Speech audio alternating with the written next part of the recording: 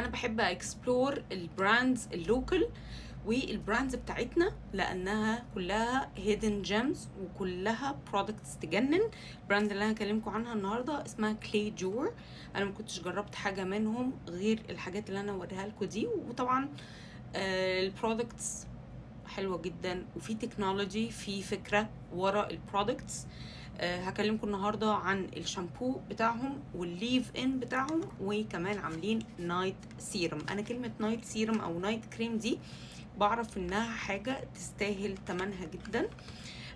من غير تاخير بقى هكلمكم الاول عن الشامبو، وقبل ما اكلمكم عن الشامبو عايزه اقول لكم الفكره بتاعتهم ايه او التكنولوجي بتاعتهم ايه.